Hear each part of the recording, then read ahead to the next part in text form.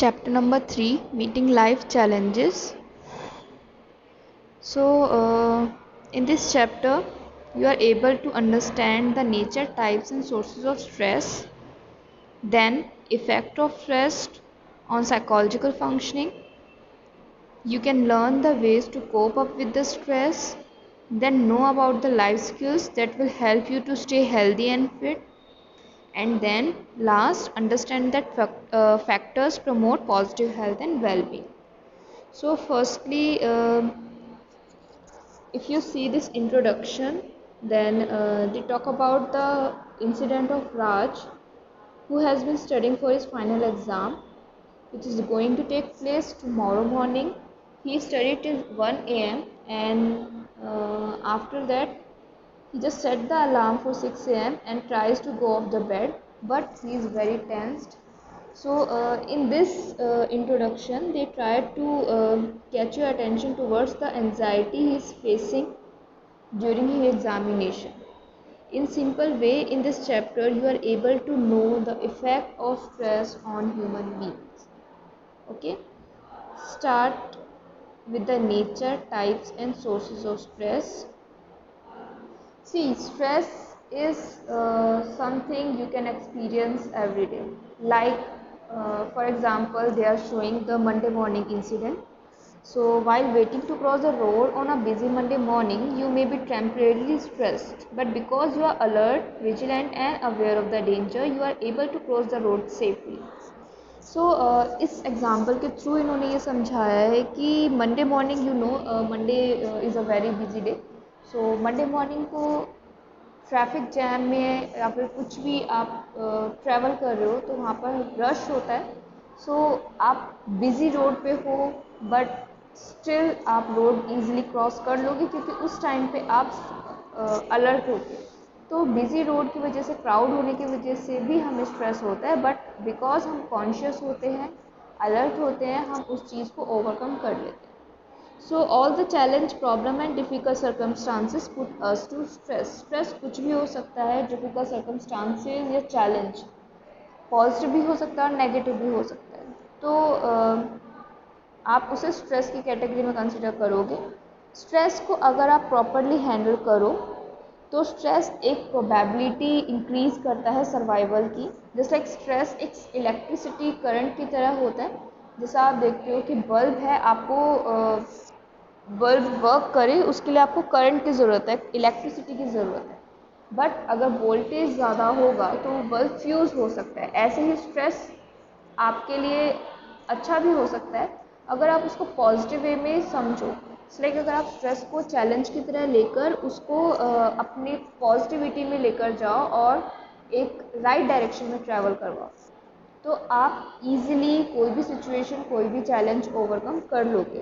तो similarly stress के साथ यही होता है. अगर आप स्ट्रेस को ज़्यादा इंक्रीज़ करोगे तो बल्ब की तरह फ्यूज़ हो सकता है, लेकिन अगर आप उसको एक स्टेबल वे में यूज़ करोगे तो वो आपकी एफिशिएंसी इंक्रीज़ कर सकता है.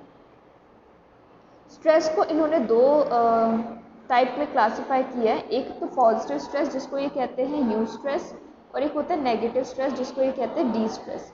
यू स्ट्रेस एक पॉजिटिव स्ट्रेस होता है जो कि गुड होता है आपके लिए, क्योंकि हमें एक एसेट की तरह एक एनर्जी प्रोवाइड करता है. ठीक है, हमारी परफॉर्मेंस को इंक्रीज़ करने में हमारी हेल्प करता है. इसका जो अपोजिट होता है वो डी स्ट्रेस होता है. अगर स्ट्रेस की वजह से आपकी परफॉर्मेंस डाउन जा रही है तो इसका मतलब है आपने उस स्ट्रेस को डी स्ट्रेस की कैटेगरी में चेंज कर दिया. इसलिए in short, stress is described as the pattern of responses an organism makes to stimulus event that disturb the equilibrium and exceed a person's ability to cope. आप इस simple definition को use कर सकते हो. Nature of stress. Stress एक Latin word स्ट्रिक्टस से मिलकर बना है जिसका मतलब होता है टाइट और नैरो. इस वर्ड के अकॉर्डिंगली उन्होंने बताया कि जब भी स्ट्रेस होता है तो जो हमारी फीलिंग्स होती हैं, आप एक्सपीरियंस करोगे फिजियोलॉजिकली आपके मसल्स टाइट होने लगते हैं, आपके नर्व्स पे आपको थोड़ा सा प्रेशर फील होता है, आपकी ब्रीदिंग थोड़ी सी शैलो हो जाती है. तो इसलिए स्ट्रिक्टस्ट वर्ड को स्ट्रेस के अकॉर्डिंगली यूज़ किया गया है. Stressors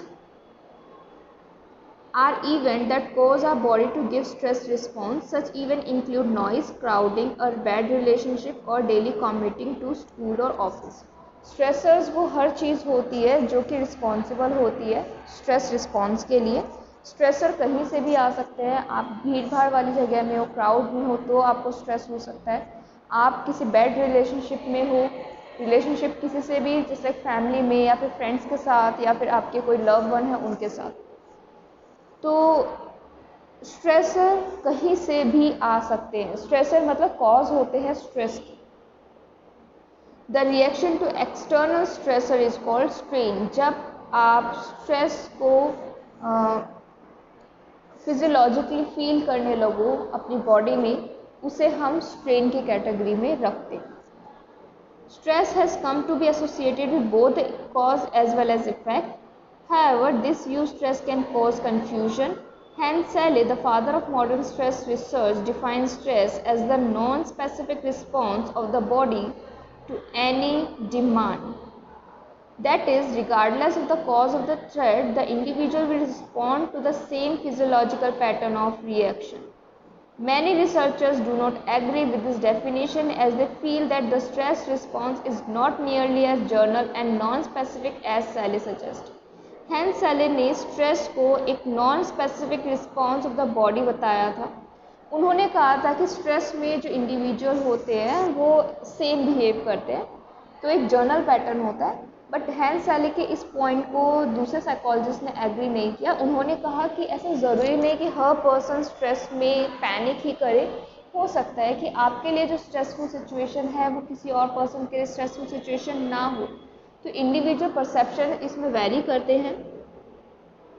Different stressor may produce somewhat different pattern of stress reaction and different individual may have different characteristics modes of response.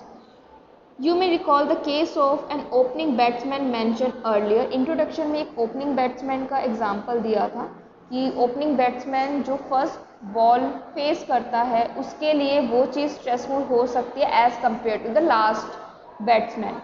But अगर आप इसे perception के accordingly देखो तो फर्स्ट बॉल जितनी इम्पॉर्टेंट फर्स्ट बैट्समैन के लिए होगी उतनी ही इम्पॉर्टेंट लास्ट बैट्समैन के लिए भी हो सकती है कि वो उस सिचुएशन को कैसे ले रहा है, उसकी perception.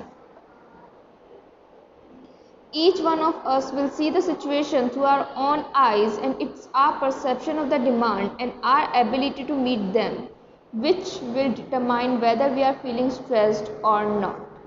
Stress is not a factor that resides in individual or the environment. Stress ऐसी कोई भी चीज़ नहीं है जो आपके अंदर पहले से ही प्रेजेंट है या फिर एनवायरनमेंट में पहले से ही प्रेजेंट होती है। स्ट्रेस हमारे day to day activity, day to day situation से जब हम मीट करते हैं, उनसे मिलते हैं, वहाँ से बनती है, वो भी इंडिविजुअल बेस पर। तो स्ट्रेस ऐसा कुछ भी नहीं है जो पहले से ही आपकी बॉडी में प्रेजेंट है।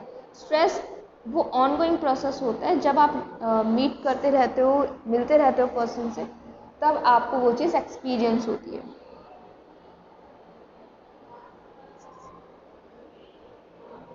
Stress is a dynamic mental cognitive state.